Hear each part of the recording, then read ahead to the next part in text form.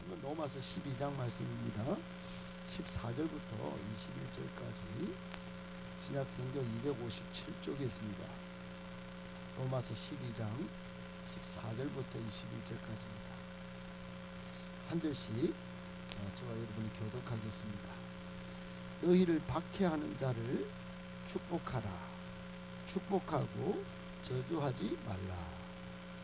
즐거워하는 자들과 함께 즐거워하고 우는 자들과 함께 울라. 서로 마음을 같이하며 높은 데 마음을 두지 말고 도리어 낮은 데 처하며 스스로 지혜 있는 채 하지 말라.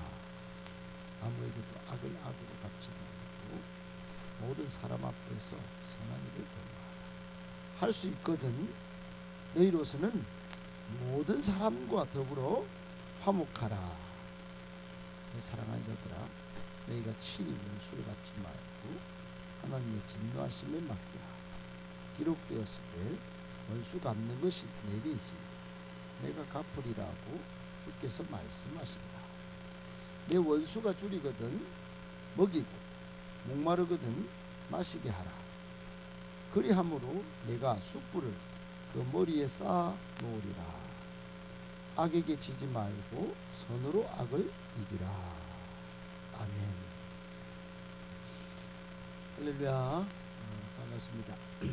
오늘 이 본문의 말씀은 바울이 1장부터 16장까지 진행되는 전체 로마서의 1장부터 8장까지를 한 파트로 보고 9장부터 11장까지 동족 구원을 향한 메시지를 전한 다음에 시작되는 로마서 12장부터 16장까지의 앞부분은 교리편, 뒤에는 실천편인데 실천편에 또 다른 한 주제를 다루고 있습니다.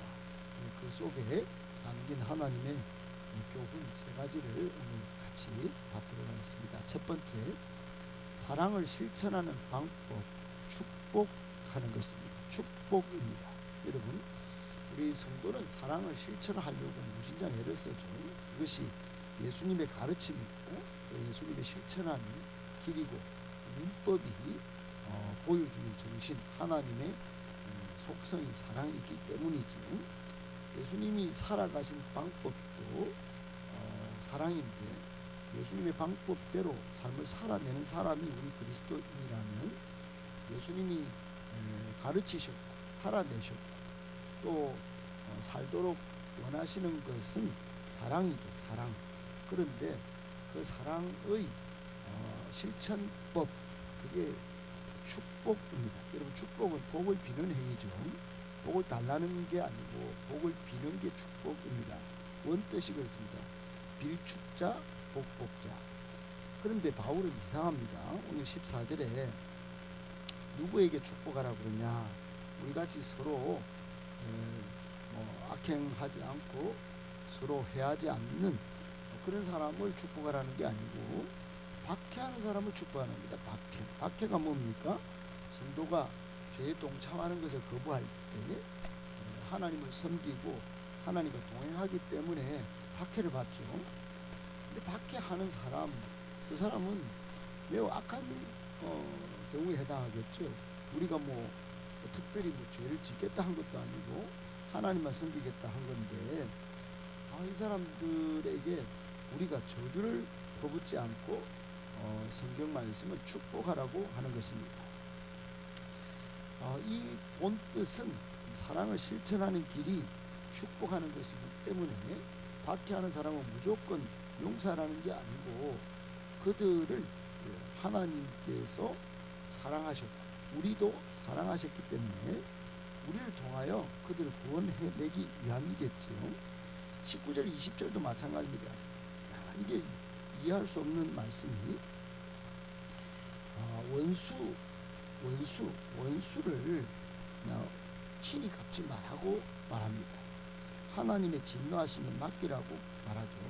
다른 말로 하면 모든 감정으로 또 존재 자체를 거부하는 이 대적자, 이 원수를 이 원수 갚는 것 친히 갚지 말라는 것입니다. 여러분, 보통 이런 상황이 생기면 너무 억울해서 밤잠도 못 자고 저주하고 싶죠.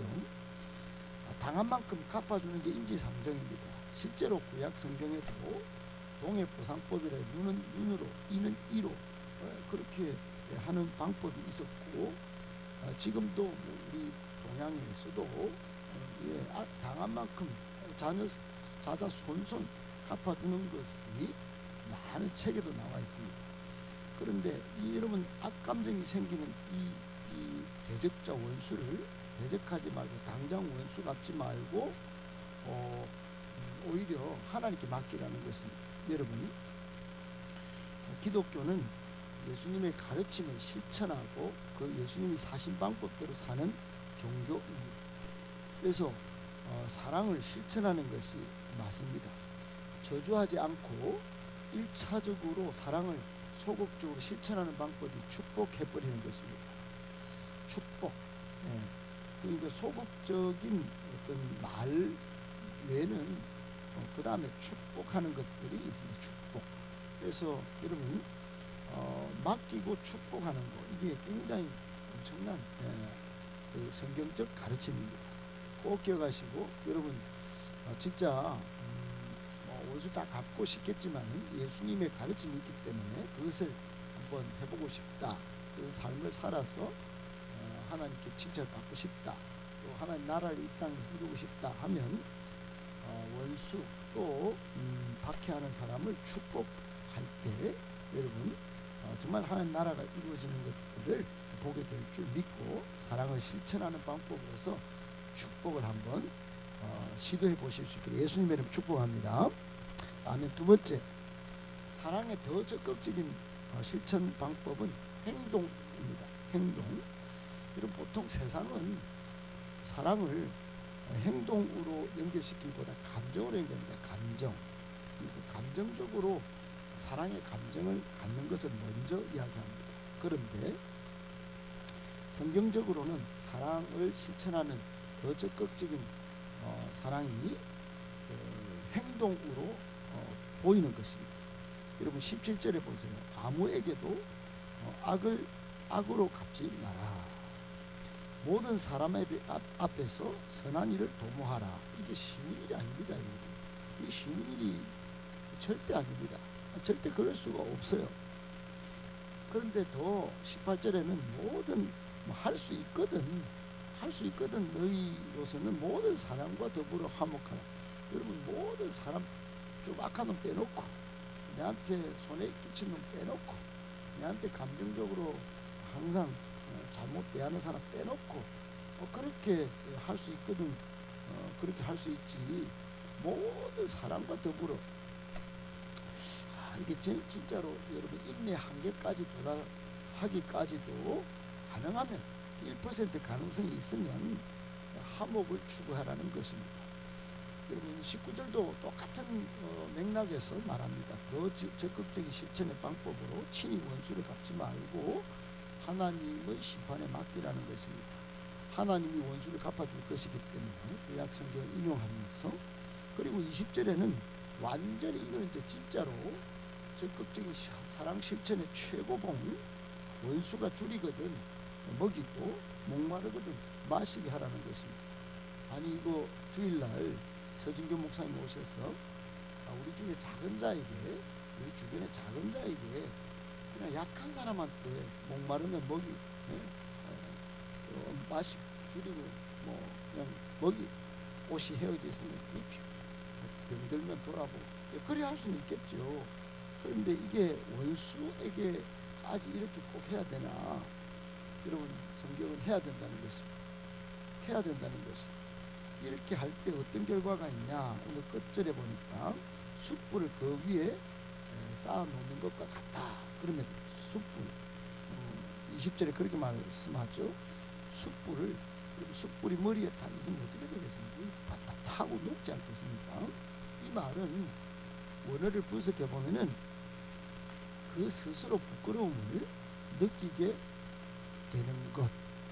그러니까 여러분 원수를 악감정을 다 동원해가 다 갚지 말고 하나님께 기도하면서 맡기고, 그 다음에 목마르거든 마시고 줄이거든 먹이고, 이렇게 사랑 실천을 실제 하면 이 사람은 지 스스로 부끄러움을 느끼게 될 것이다, 이런 뜻입니다.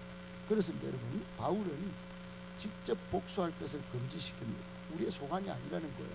여러분, 원수 같고 또 악감정으로 완전히 아주 대응하는 이 모든 것들은 성경적인 가르침이 아닙니다. 이거는 우리의 소관이 아니에요. 원수 갚는 것, 신원하는 것은 하나님의 영역입니다. 그러니까 원수를 우리가 갚기 시작하면 그것은 교만이 되는 것입니다. 예수님도 마태복음 5장 38절 39절에 사랑을 실천하는, 욕하고 박해하고 우리를 거슬러 말하는 사람을 보면 오히려 기뻐하고 즐거워하라, 하늘에서 너희의 상이 큼이라 그랬습니다. 여러분, 예수님은 그것을 최고 클라이막스 십자가에서 사랑을 실천했죠. 적극적으로 오히려 하나님께 맡기고, 아버지 저들을 용서해 주세요. 여러분, 사랑 실천의 클라이막스는 예수님이 보이셨습니다. 행동으로, 십자가로 보이신 것이죠. 여러분, 그럴 때 이스라엘 백성들 지금 부끄러워하고 있습니다. 여러분, 날마다 우리가 사도신경 할 때마다 부끄러울 수밖에 없는 거예요. 꼭 기억하시고, 여러분, 이 세상에서 또 삶을 살아가면서 여러분 주변에서 악감정으로 대하고 원수같이 나서는 사람들, 여러분 그 다 하나님께, 하나님 원수를 갚아주십시오, 하나님 제 억울함 풀어주십시오, 이렇게 기도하시고 맡기시고 오히려 더 적극적인 사랑을 실천하심으로 부끄러워하게 하시고 여러분은 하늘의 상을 받는 복된 성도들 다 되실 수 있게 예수님의 이름으로 축복합니다. 아멘. 마지막 세 번째, 건강한 교회, 같은 마음, 같은 뜻을 품어야 합니다. 여러분, 오늘 5절은 즐거워하는 자와 함께 즐거워하고 또 우는 자와 함께 울라고 말씀합니다. 여러분, 그러니까 좋은 일이 생기고 즐거운 일이 생기면 교회와 나눠야 합니다. 목회자에게 또 셀 리더에게 전해서 그것을 함께 즐거워하는 것이 교회를 이루는 아주 잘하는 행동입니다. 우는 일이 생기면, 울 일이 생기면, 슬프고 고통스러운 일이 생기면 함께 울어주도록 하는 것이 중요합니다. 나는 뭐 그냥 숨기고 싶어요. 나는 알리고 싶지 않아요. 여러분, 그것은 개인주의화된 잘못된 방식입니다. 공동체를 이루어 교회를 통하여 이 세상을 구원하고 싶었던 하나님의 계획은 동고동락의 의미로 함께 같이 하도록 하신 것입니다. 여러분, 신약 성경에 쭉 한번 다 읽어보세요. 대부분 둘씩 함께 같이입니다. 교회를 이룰 때도 전부 같이, 함께, 이런 단어가 막 계속 나옵니다. 그래서 고린도전서 1장 10절에 형제들아, 내가 참 정말 여러분들을 권합니다. 여러분들 전부 분쟁도 없이 같은 말, 같은 마음, 같은 뜻으로 함께 하십시오. 그러죠. 오늘 또 본문에서 바울은 그 말을 하는 것입니다. 16절에 서로 마음을 같이 하십시오. 높은 데 혹 한 명이라도 높은 데 마음을 두지 마시고 같은 뜻을 품으십시오. 겸손한 마음을 가지십시오. 그렇게 하는 겁니다.